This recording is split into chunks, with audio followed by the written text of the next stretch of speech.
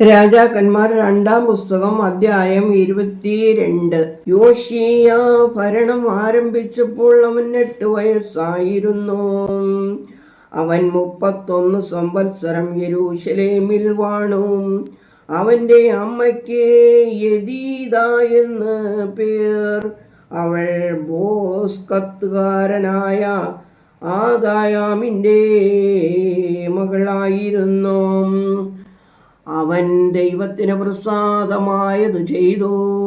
തൻ്റെ പിതാവായ ദാവീദിന്റെ വഴിയിലൂടെ വലത്തോട്ടും ഇടത്തോട്ടും മാറാതെ നടന്നു. യോശീയ രാജാവിൻ്റെ 18-ാം ആണ്ടിൽ രാജാവ്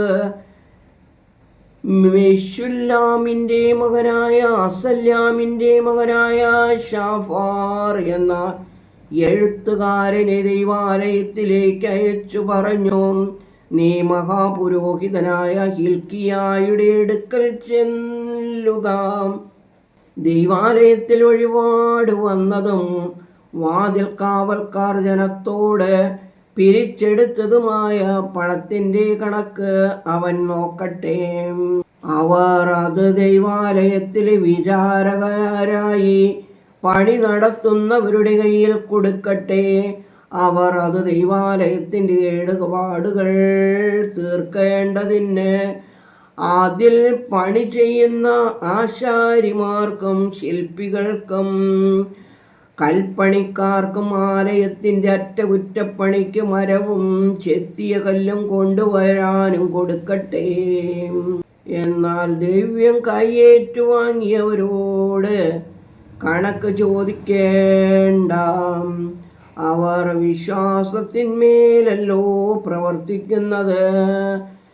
മഹാപുരോഹിതനായ ഹൽക്കിയ എഴുത്തുകാരനായ ഷാഫാനോട് ഞാൻ ന്യായപ്രമാണ പുസ്തകം ദൈവാലയത്തിൽ കണ്ടെത്തിയിരിക്കുന്നു എന്ന് പറഞ്ഞു.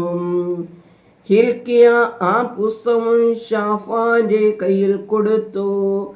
അവൻ അത് വായിച്ചു. എഴുത്തുകാരനായ ഷാഫാൻ രാജാവിൻ്റെ അടുക്കൽ ചെന്ന് രാജാവിനോട്, ആലയത്തിൽ കണ്ട പണം ഞങ്ങൾ പെട്ടിയിൽ നിന്നെടുത്തു ദൈവാലയത്തിൽ വിചാരകരായി പണി നടത്തുന്നവരുടെ കയ്യിൽ കൊടുത്തിരിക്കുന്നു എന്ന് ബോധിപ്പിച്ചു. ഹിൽക്കിയ പുരോഹിതൻ എൻ്റെ കയ്യിൽ ഒരു പുസ്തകം തന്നു എന്നും എഴുത്തുകാരനായ ഷാഫാൻ രാജാവിനോട് ബോധിപ്പിച്ചു.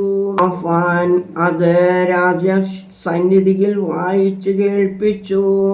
രാജാവ് ന്യായപ്രമാണ പുസ്തകത്തിലെ വാക്യങ്ങളെ കേട്ടിട്ട് വസ്ത്രം കീറി.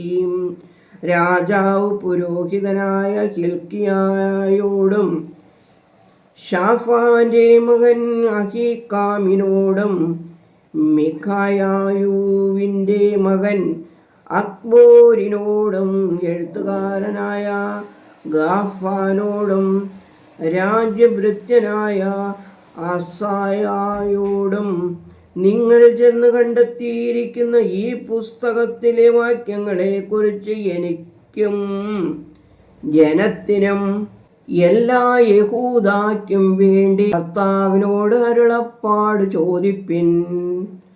നമുക്ക് വേണ്ടി എഴുതിയിരിക്കുന്നതെല്ലാം അനുസരിച്ച് നടപ്പാൻ തക്കവണ്ണം നമ്മുടെ പിതാക്കന്മാർ ഈ പുസ്തകത്തിലെ വാക്യങ്ങളെ കേൾക്കായ്ക കൊണ്ട് നമ്മുടെ നേരെ ജ്വലിച്ചിരിക്കുന്ന ദൈവകോപം വലിയത് എന്ന് കൽപ്പിച്ചു.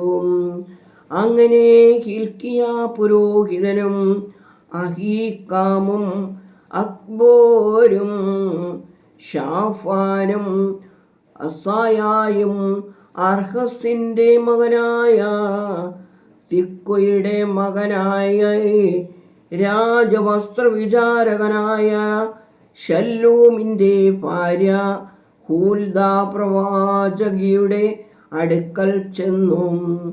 അവൾ യെരൂശലേമിൽ 2-ാം ഭാഗത്ത് പാർത്തിരുന്നു.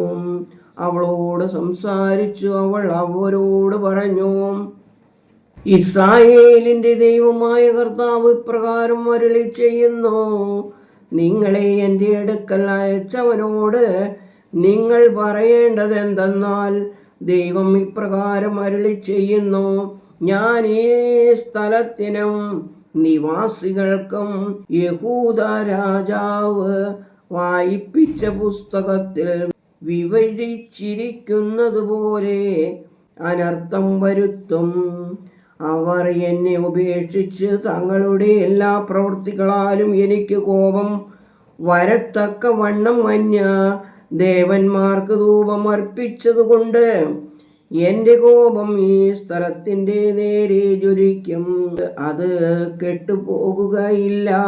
എന്നാൽ കർത്താവിനോട് ചോദിപ്പാൻ നിങ്ങളെ യഹൂദ രാജാവിനോട് നിങ്ങൾ പറയേണ്ടത്: നീ കേട്ടിരിക്കുന്ന വാക്യങ്ങളെ കുറിച്ച് ഇസ്രായേലിൻ്റെ ദൈവമായ കർത്താവ് ഇപ്രകാരം അരുളി ചെയ്യുന്നു: അവർ സ്തംഭത്തിനും ശാപത്തിനും പാത്രമായി തീരുമെന്ന് ഞാൻ ഈ സ്ഥലത്തിന് നിവാസികൾക്കും വിരോധമായി പറഞ്ഞത് നീ കേട്ടപ്പോൾ നിന്റെ ഹൃദയം അലിഞ്ഞു.